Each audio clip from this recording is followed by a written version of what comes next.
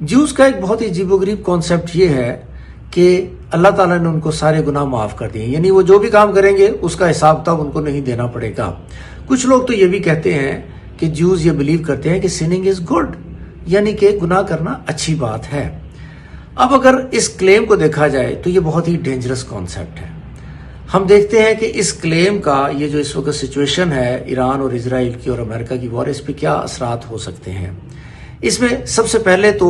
ہمیں یہ سمجھنا ضروری ہے کہ جوز یہ بلیو کرتے ہیں کہ حضرت ابراہیم کے ساتھ اللہ تعالیٰ نے ایک وعدہ کیا تھا کہ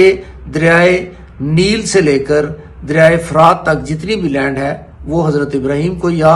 ان کی نسل کو دے دی جائے گی۔ اب جوز جو ہے وہ یہ کہتے ہیں کہ حضرت ابراہیم کی نسل ہم ہیں تو یہ ساری لینڈ ہمیں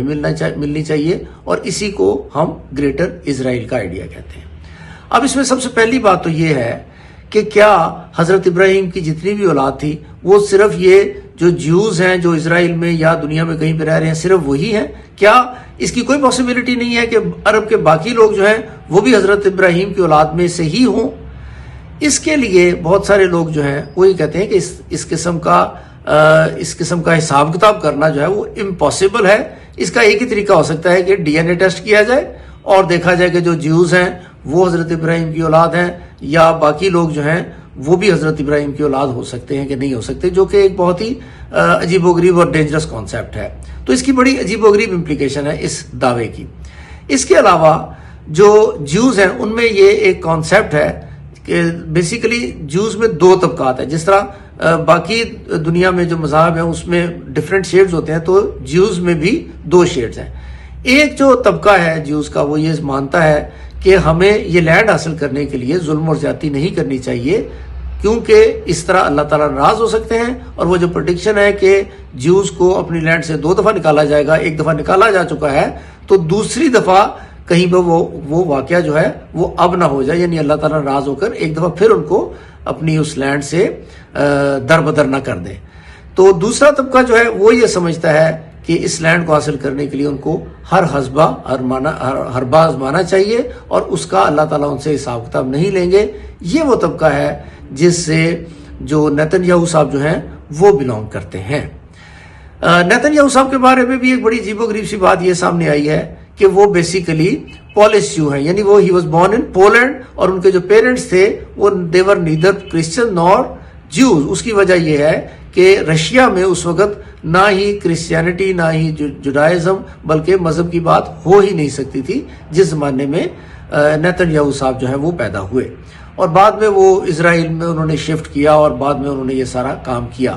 تو کیا نیتن یاہو صاحب کا بھی ڈی این اے ٹیسٹ کروانا چاہیے تاکہ یہ دیکھا جا سکے کہ وہ ایکچولی حضرت ابراہیم کی اولاد میں سے ہیں یا نہیں ہیں، تاکہ